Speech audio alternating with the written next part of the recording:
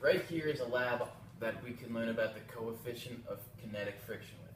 So the system we have set up here is there's going to be one block attached to a string through a pulley, and then you have that string attached to a hanging mast.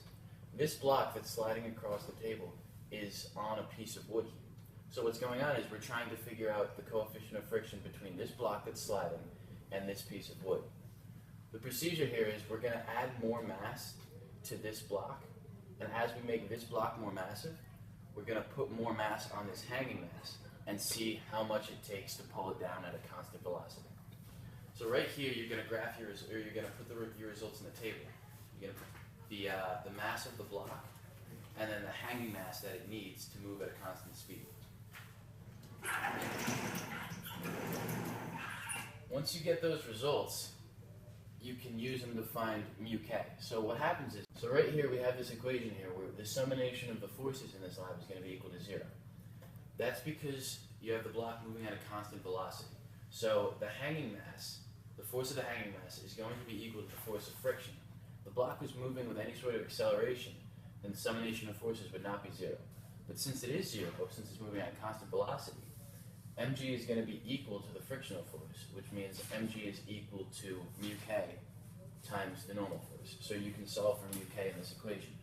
Now when you come to graph it here, you got to find out that you're able to graph the hanging mass versus the total mass. You can do that because your y is going to be the hanging mass, and your x is going to be the mass on the table. So your slope is going to be y over x. When you come in here, it's going to be mg of the hanging mass over mg of the weight. You cancel out g because g is equal.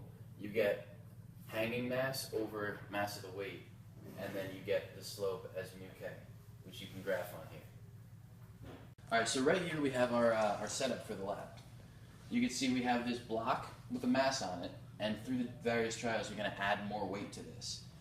Over here, you want to try to set up this string perpendicular to this hanging mass to ensure that your results are accurate. And what you do is, you just add mass little by little, and then what you can do is you can just tap on the block and see if it moves.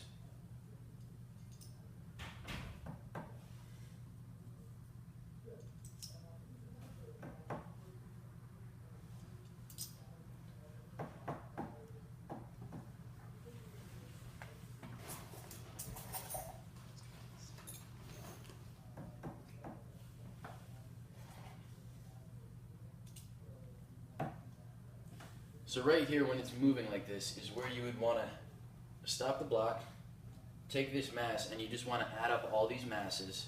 Don't forget to add the weight of the hanger too. And then you can compare that to the total mass here. You can do various trials with different weights. For this second part of the lab, what you're going to do here is you're going to set up the system again. You don't need the pulley or the string or the hanging mass. You just take this piece of wood and you put the sliding block on top of it. And you keep raising the piece of wood little by little until this piece of wood, the sliding one on top, starts to move. You're going to stop it there when it starts to move, and you're going to measure the angle theta. And you can find the static friction, or the static coefficient of friction, using mu static equals tangent theta.